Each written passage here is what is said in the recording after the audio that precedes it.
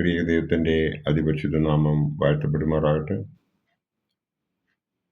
കർത്താവ് പ്രിയ വിശ്വാസികളുടെ സമൂഹമേ, നിങ്ങളെ എവരെയും പ്രഭാത വചനത്തിലേക്ക് സ്വാഗതം ചെയ്യുന്നു. ദൈവം നിങ്ങളെ എല്ലാവരെയും അനുഗ്രഹിക്കട്ടെ.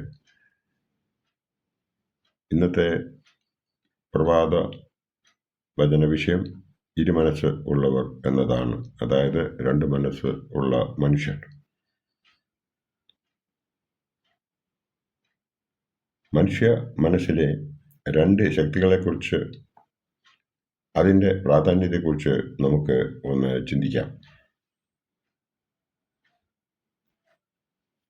നമ്മൾ ഓരോരുത്തരും ചെയ്യാൻ ആഗ്രഹിക്കുന്നത് ഒന്നാണ്, എന്നാൽ പ്രവൃത്തിയിൽ വരുന്നത് മറ്റൊന്നാണ്.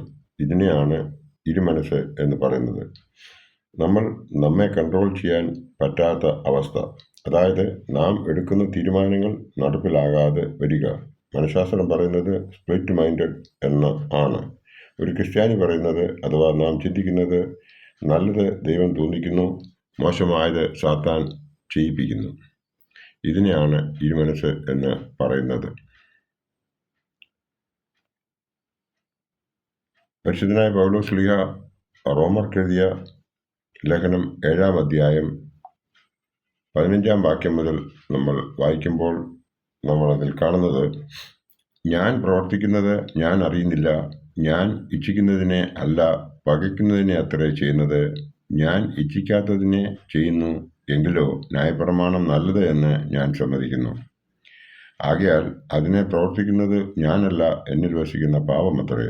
എന്നിൽ എന്നുവെച്ചാൽ എൻ്റെ ജഡത്തിൽ നന്മ വസിക്കുന്നില്ല എന്ന് ഞാൻ അറിയുന്നു. നന്മ ചെയ്യുവാനുള്ള താല്പര്യം എനിക്കുണ്ട്, പ്രവർത്തിക്കുന്നതോ ഇല്ല. ഞാൻ ചെയ്യുവാൻ ഇച്ഛിക്കുന്നത് നന്മ ചെയ്യുന്നില്ലല്ലോ, ഇച്ഛിക്കാത്ത തിന്മയത്രേ പ്രവർത്തിക്കുന്നത്. ഞാൻ ഇച്ഛിക്കാത്തതിനെ ചെയ്യുന്നുവെങ്കിലോ അതിനെ പ്രവർത്തിക്കുന്നത് ഞാനല്ല, എന്നിൽ വസിക്കുന്ന പാപമത്രേ. അങ്ങനെ നന്മ ചെയ്യുവാൻ ഇച്ഛിക്കുന്ന ഞാൻ തിന്മ എൻ്റെ പക്കലുണ്ട് എന്നൊരു പ്രമാണം കാണുന്നു. ഉള്ളം കൊണ്ട് ഞാൻ ദൈവത്തിൻ്റെ ന്യായപ്രമാണത്തിൽ രസിക്കുന്നു. എങ്കിലും എൻ്റെ ബുദ്ധിയുടെ പ്രമാണത്തോട് പോരാടുന്ന വേറൊരു പ്രമാണം ഞാൻ എൻ്റെ അവയവങ്ങളിൽ കാണുന്നു. അത് എൻ്റെ അവയവങ്ങളിലുള്ള പാപ പ്രമാണത്തിന് എന്നെ ബദ്ധനാക്കി കളയുന്നു എന്നാണ് ഇവിടെ എഴുതിയിരിക്കുന്നത്. അയ്യോ, ഞാൻ അരിഷ്ട മനുഷ്യൻ! ഈ മരണത്തിന് അധീനമായ ശരീരത്തിൽ നിന്ന് എന്നെ ആർ വിടുവിക്കും എന്ന് ആണ് 24-ാമത്തെ വാക്യം വരെ നമ്മൾ വായിക്കുമ്പോൾ ഇതിൽ പറഞ്ഞിരിക്കുന്നത്. ഇരുമനസ്സാണ് നാം ഈ വേദഭാഗത്തു നിന്ന് മനസ്സിലാക്കുന്നത്. ഉൽപ്പത്തി പുസ്തകം 3-ാം അധ്യായം 1 മുതൽ വായിക്കുമ്പോൾ നമുക്ക് മനസ്സിലാകുന്നത് ഹവ്വായുടെ ഇരുമനസ്സിനെയാണ് നാം ഇവിടെ കാണുന്നത്. യഹോവയായ ദൈവമുണ്ടാക്കിയ എല്ലാ കാട്ടുജാതികളെക്കാളും പാമ്പ് കൗശലമേറിയതായിരുന്നു. അത് സ്ത്രീയോട്, തോട്ടത്തിലെ യാതൊരു വൃക്ഷത്തിൻ്റെ ഫലവും നിങ്ങൾ തിന്നരുതെന്ന് ദൈവം വാസ്തവമായി കൽപ്പിച്ചിട്ടുണ്ടോ എന്ന് ചോദിച്ചു. സ്ത്രീ പാമ്പിനോട്, തോട്ടത്തിലെ വൃക്ഷങ്ങളുടെ ഫലം ഞങ്ങൾക്ക് തിന്നാമെന്നാൽ നിങ്ങൾ മരിക്കാതിരിക്കേണ്ടതിന് തോട്ടത്തിൻ്റെ നടുവിലുള്ള വൃക്ഷത്തിൻ്റെ ഫലം തിന്നരുത്, തൊടുകയും അരുത് എന്ന് ദൈവം കൽപ്പിച്ചിട്ടുണ്ട് എന്ന് പറഞ്ഞു.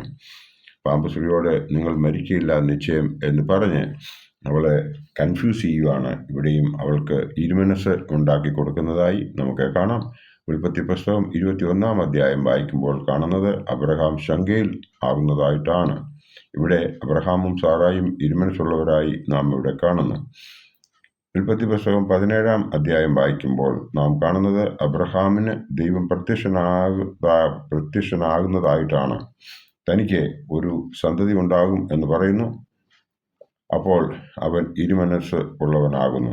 ഉൽപ്പത്തി 17:18 പ്രകാരം പറയുന്നു, എനിക്ക് ഇസ്മായേൽ നിന്റെ മുമ്പാകെ ജീവിച്ചിരുന്നാൽ മതി എന്ന് പറയുന്നതായി നമുക്കിവിടെ കാണാം.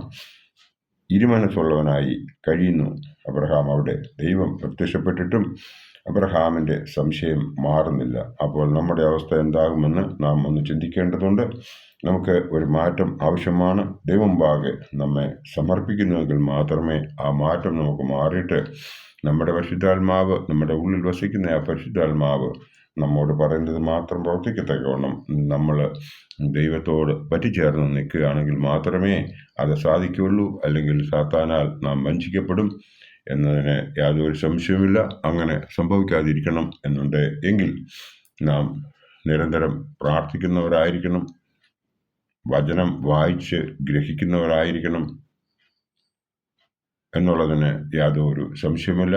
അതിനായി ദൈവം നമ്മളെല്ലാവരെയും അനുഗ്രഹിക്കട്ടെ. എൻ്റെ വാക്കുകൾ ഇവിടെ ഉപസംഹരിക്കുന്നു. നന്ദി, നമസ്കാരം.